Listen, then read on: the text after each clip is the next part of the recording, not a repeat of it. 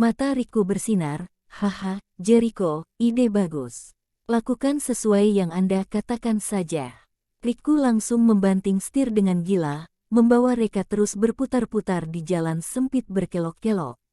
Sedangkan Jericho menutup telepon Riku, lalu langsung menelepon yang lain lagi. Ratsu, ada sebuah tugas untukmu. 1 menit kemudian, iring-iringan mobil misterius melaju dari Provinsi Easter memasuki perbatasan Provinsi Omada. Kota Midgar berada di persimpangan 3 provinsi, dan tak butuh waktu lama untuk iring-iringan mobil ini tiba di tempat proyek Desa Madrun. Pintu mobil dibuka, sekelompok orang berjas hitam dan kacamata hitam turun dari mobil. Pimpinan dari kelompok itu tampak licik. Dia adalah orang yang dipanggil Ratsu oleh Jericho. Ratsu melambaikan tangannya, ayo ikuti aku masuk ke dalam. Ratusan pria berjas hitam itu masuk ke tempat proyek dengan niat membunuh yang menggebu-gebu di bawah pimpinan dari Ratsu pada saat ini. Para pekerja garis depan di tempat proyek ini sedang lembur untuk berusaha menyelesaikan proyek. Besok adalah batas waktu terakhir untuk menyelesaikan proyek ini. Gaji mereka harus dipotong jika mereka gagal menyelesaikan pekerjaan konstruksi ini sebelum malam ini. Saat mereka sedang sibuk, mereka melihat sekelompok orang berjas hitam menerobos masuk ke dalam. Semua pekerja migran langsung waspada. Ratsu berteriak dengan marah, semuanya berhenti bekerja, keluar semua dari tempat proyek ini. Kalian semua dipecat. Sekelompok pekerja garis depan tercengang. Siapa kalian, atas dasar apa kalian memecat kami? Ratsu berkata, aku ada orang kepercayaan bos kalian. Bos sendiri yang memberi perintah untuk memecat kalian semua. Para pekerja tidak terima, bos kami bernama Dakota Mashita, Nona Mashita. Siapa kalian? Kita belum pernah bertemu. Ratsu memaki, Dakota telah menyerahkan hak proyek konstruksi ini kepada Riku, adik sepupunya. Bos Riku lah yang ingin memecat kalian. Jangan banyak omong kosong, cepat pergi dari sini. Dia bicara sambil menendang pekerja yang ada di sampingnya sampai bergelundung di tanah. Para pekerja bertanya dengan bingung, mungkin proyek ini akan segera selesai. Nona Mashita mana mungkin bisa begitu saja memberikan hak proyek konstruksi ini begitu saja di waktu seperti ini. Ratsu sudah tidak bisa sabar lagi. Hei bro, hajar mereka, seret mereka keluar dari sini. Ratusan pria berjas hitam langsung menyerbu para pekerja migran, mulai memukul dan menendangi mereka. Semua orang ini ahli bela diri, mereka tentu bisa membunuh menggunakan pisau atau senjata sungguhan. Sekelompok pekerja migran ini bukanlah tandingan mereka. Para pekerja ini dipukuli hingga babak belur dan sangat menyedihkan. Tidak lama kemudian, semua pekerja di dalam tempat proyek ini mengosongkan tempat itu. Ratsu tertawa terbahak-bahak, hei bro, cepat hancurkan tempat ini. Semua konstruksi bangunan ini tidak memenuhi syarat. Ayo kita bangun lagi yang baru. Sehingga, sekelompok orang itu mulai membakar dan menghancurkan semuanya. Tempat proyek ini hancur berantakan. Rahel, kepala penanggung jawab proyek ini langsung tiba setelah mendengar berita itu. Pemandangan di depannya membuat dia benar-benar hancur. Besok adalah batas waktu terakhir untuk penyerahan pekerjaan ini. Tapi sekarang proyek ini sudah dihancurkan. Tidak peduli bagaimanapun, besok tidak akan mungkin bisa menyerahkan pekerjaan ini. Saat itu tiba, maka mereka harus membayar denda dengan jumlah yang cukup besar kepada pemerintah kota. Tapi dia sendiri juga tahu mengenai keadaan Tomota Group sekarang yang sedang berjuang dalam kesulitan yang sulit diatasi. Jadi, mana mungkin mereka sanggup membayar denda ini? Jika tak bisa membayar denda, pemerintah kota Midgar berhak untuk memaksa Tomota Group untuk likuidasi kebangkrutan. Dia berteriak dengan keras, semuanya berhenti. Siapa yang menyuruh kalian datang membuat kekacauan di sini? Ratsu menoleh dan melihat ke arahnya. Setelah melihat Rahel, matanya langsung berbinar.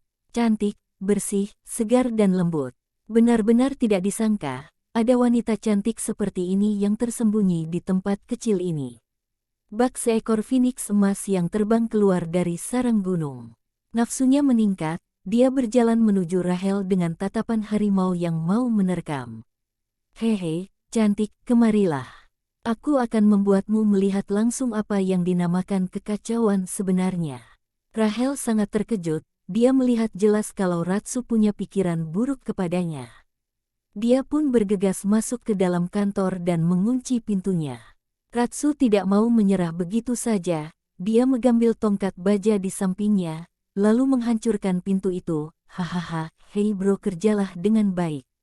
Saat aku sudah puas, aku akan membiarkan kalian menikmatinya juga. Semua orang tertawa terbahak-bahak dan menghancurkan tempat itu lebih keras. Rahel ketakutan, dia menghalangi pintu dengan meja dan lemari, lalu menelepon Reka. Reka, cepat datanglah ke tempat proyek desa Madrun dengan membawa pasukan. Ada orang yang mau menghancurkan proyek desa Madrun. Brengsek, Reka langsung meninju setirnya. Reka bisa menebak kalau masalah menghancurkan proyek desa Madrun ini adalah niat dari Jericho. Jelas sekali, dia ingin mengulur pengerjaan proyek desa Madrun agar tidak selesai, dan membuat pemerintah kota Midgar menuntut pertanggungjawaban dari Tomota Group. Jika Tomota Group tak bisa memberikan uang denda, maka terpaksa harus mengajukan likuidasi kebangkrutan. Dia langsung berusaha menenangkan Rahel dengan berkata, Rahel, jaga dirimu sebaik mungkin. Aku akan segera tiba di sana. Rahel menjawab, iya, kamu juga harus hati-hati. Setelah menutup telepon, mereka menginjak pedal gas dan pergi mengejar Riku. Riku sudah tidak peduli apapun saat melihat mereka hampir berhasil mengejarnya. Dia langsung memutar arah dan melaju menuju proyek desa Madrun. Di tengah jalan, dia menghubungi Jericho dengan panik. Jericho, aku sudah tidak bisa mengecoh dan mengulur Reka lagi.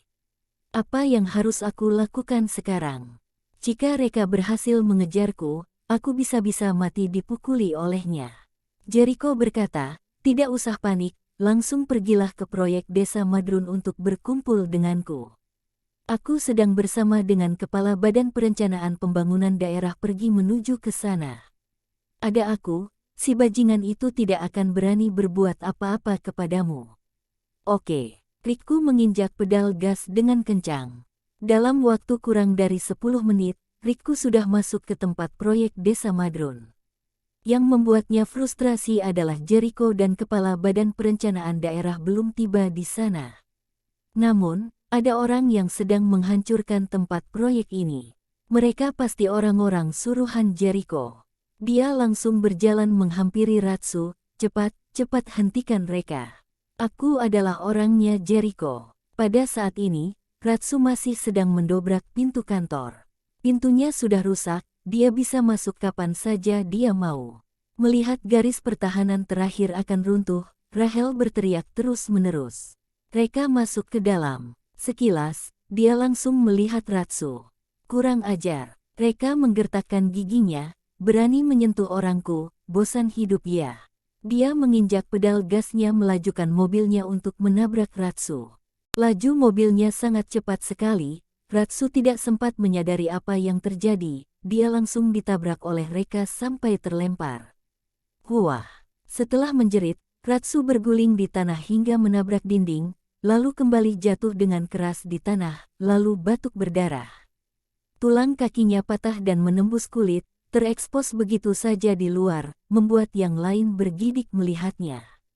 Sialan! Semua orang di tempat itu tercengang melihat ini. Tanpa bicara apapun, dia langsung menabrak orang itu menuju kematian. Ini benar-benar penjahat gila. Cukup kejam. Kakiku, teriak Ratsu dengan memilukan. Dasar bajingan, kamu berani melukaiku, benar-benar cari mati. Hei bro, hajar dia, hajar bajingan itu sampai mati. Para pria berjas hitam yang tercengang langsung sadar dari keterkejutannya. Satu persatu dari mereka menggerakkan senjata mereka dan berlari menuju Reka. Wajah Rahel tampak pucat ketakutan saat mendengar suara teriakan dan pukulan yang memekakkan telinga. Dia buru-buru keluar dari kantor, dan berdiri di depan Reka mencoba melindunginya. Anak ketiga, cepat kamu lari. Aku adalah senior wanita, mereka tidak akan berani melakukan apa-apa padaku. Cepat lari dan segera lapor polisi.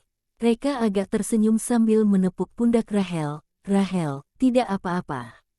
Serahkan saja mereka kepadaku. Rahel semakin panik, tapi jumlah mereka banyak sekali.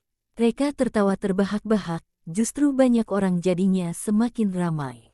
Dakota juga mengeluarkan ponselnya dengan cepat, lalu berkata, Reka, cepat naik ke mobil, mal kita keluar dengan naik mobil.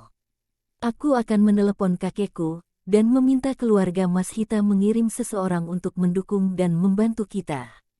Reka melirik Dakota dengan tidak senang, bodoh, keluarga Mas Hita saja berencana membunuhmu, jadi bagaimana mungkin mereka datang untuk menyelamatkanmu? Wajah Dakota langsung pucat dan tidak enak. Iya benar juga, keluarga Mas Hita ingin membunuhku. Jadi mana mungkin mereka mau datang menyelamatkanku, batinnya. Riku senang sekali, hei bro, orang yang bermarga Valkyrie itu telah menghancurkan rencana Jericho, cepat hajar dan habisi dia lalu minta imbalan dari Jericho. Ratsu juga berteriak dengan marah, berani membuat cacat kedua kakiku, aku akan membuat cacat tangan dan kakimu. Bunuh dia, dalam sekejap, kekacauan besar terjadi di tempat proyek, hawanya begitu mendung dan niat membunuh menggebu-gebu. Reka mendorong Dakota dan Rahel ke dalam mobil, diam dan tetap di mobil, jangan keluar. Dia berbalik dan langsung berlari menuju orang-orang itu. Hanya saja dalam sekejap, Reka langsung dikepung dan dikelilingi oleh orang-orang itu. Bak batu di tengah lautan luas yang dalam sekejap tak ada jejak apapun. Dakota sangat panik, pria rendahan ini, apa dia tidak tahu seberapa kemampuan dan kekuatannya? Bisa-bisanya sok kuat dan memaksakan diri di waktu seperti ini. Rahel juga panik hingga langsung menangis. Dakota, cepat pikirkan cara untuk membantu anak ketiga. Anak ketiga sangat kurus, dia bisa mati hidup-hidup dipukuli mereka. Dakota bergegas menyalakan mobilnya, aku akan menabrak mereka semua sampai mati. Namun, dia langsung merasa kesulitan saat melihat gigi mobilnya. Dia hanya bisa mengemudikan mobil matic, dan sama sekali tidak tahu cara mengemudikan mobil manual. Dia dilema, lalu bertanya, Rahel, apakah kamu bisa mengemudikan mobil manual? Rahel menjawab, apa maksudnya manual? Wajah Dakota langsung putus asa, dia merasa Rahel sama sekali tidak bisa mengemudikan mobil. Melihat situasi semakin lama semakin kacau, Dakota menggertakkan giginya, sial, biarlah jika harus mati. Dia menggerakkan stang giginya dan hendak melajukan mobil ke depan. Sayangnya, dia menggerakkan gigi 5, mobil langsung mati begitu baru dinyalakan. Sialan, Dakota kesal sekali dan memaki, aku dari awal sudah memintamu untuk ganti mobil baru, tapi kamu tidak mau mendengarkan. Sekarang lihatlah, jadinya mencelakai diri sendiri. Wah, Dakota, cepat lihat itu. Rahel tiba-tiba melihat keluar jendela dan langsung menjerit. Ada apa? Dakota melihat keluar jendela dengan heran. Hanya melihat sebentar, tubuh Dakota langsung bergetar hebat tak terkendali. Aku tidak salah lihat kan? Pada saat ini, ratusan pria berjas hitam semuanya berjatuhan di tanah, berguling dan berteriak, tak punya tenaga lagi untuk bertarung. Dan mereka berdiri dengan bangga di tengah orang-orang yang menjerit kesakitan itu dengan kekuatan yang luar biasa dan aura mengerikan yang menutupi seluruh tempat ini. Tidak ada jejak terluka sama sekali. Mereka hanya berada sebentar di dalam mobil, tapi Reka seorang diri telah berhasil menghajar ratusan preman ini. Pria rendahan ini, bagaimana bisa sekuat ini? Tunggu dulu, kenapa punggungnya sangat familiar sekali? Ini adalah punggung pahlawanku. Kemiripannya mencapai 80 hingga 90%. Setelah memikirkan lagi, dia dan pahlawanku sama-sama mengendarai mobil Santana tua. Ditambah dengan Reka yang membantu dirinya beberapa kali. Ya Tuhan, Dakota langsung menutup mulutnya karena terkejut, sebuah pikiran mengerikan dan berani muncul begitu saja di kepalanya. Reka, pria rendahan ini mungkin saja pahlawanku. Dakota menutup matanya dengan putus asa. Kenapa kenapa Tuhan memberikan hal yang buruk ini ke diriku? Selama ini, dia berfantasi pahlawannya itu suatu hari akan membuat sensasi yang mengguncang seluruh kota dengan menyatakan cinta padanya. Tapi, Reka adalah kekasih sahabat baiknya sendiri. Fantasinya ini sia-sia saja dan hancur begitu saja. Tidak, sekarang masih belum yakin kalau Reka adalah pahlawanku. Seandainya ini hanya salah paham. Setelah ini, aku harus bertanya baik-baik kepada Reka. Reka mengeluarkan korek api dan rokok, menyalakan apinya dan kemudian menghisap rokoknya dalam-dalam. Dia melihat ke arah Riku yang diam membatu sambil agak tersenyum. Bagi Riku, senyuman Reka ini terlihat lebih menakutkan dari apapun di dunia. Dia ketakutan dan ingin lari. Reka menendang sebuah batu dengan santai. Batu itu seperti peluru yang mengenai tepat di belakang kepala Riku. Riku menjerit kesakitan dan langsung jatuh. Reka menjentikkan jarinya, dan rokok yang masih menyala itu dengan tepat jatuh ke saku Riku. Riku masih tercengang bingung karena jatuh. Dia tidak tahu sama sekali kalau ada rokok yang jatuh di sakunya.